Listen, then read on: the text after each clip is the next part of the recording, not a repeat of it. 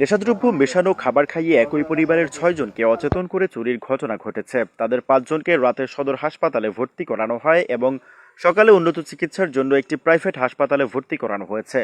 আহতরা হলেন লক্ষ্মীপুরের কমলনগর উপজেলার চরমাচিন এলাকার নুরনবী, তার স্ত্রী রোকেয়া বেগম, সৌদি প্রবাসী ছেলে সুজন ও তার স্ত্রী সুমাইয়া এবং ছোট ছেলে ইমন।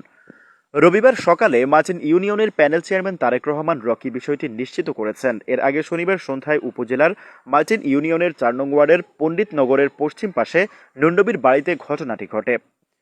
নুরনবীর মেয়ে নূরনাহার বেগম জানান, রাত ৮টায় আমি খবর পেয়ে বাবার বাড়িতে আসি এবং অচেতন অবস্থায় আমার বাবা, মা, ২ ভাই ও ভাবিকে হাসপাতালে পাঠাই এবং এক বোন অসুস্থ অবস্থায় আমাদের সাথে ঘরে ছিল। রাতে আমার ঘরে আওয়াজ শুনে ঘুম ভাঙলে দেখি কেউ একজন ঘরের তালা ভাঙার চেষ্টা করে। তখন আমি চিৎকার দিলে সে পালিয়ে যায়।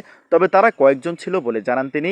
পরে দেখি কোরবানের জন্য ১.৫ লাখ ও সংসারের খরচ ৩০,০০০ টাকা ও ঘরে থাকা ৬ জনের ৬টি ফোন ও প্রায় ৬ ভরি স্বর্ণালংকার চুরি করে পালিয়ে যায় দুর্বৃত্তরা।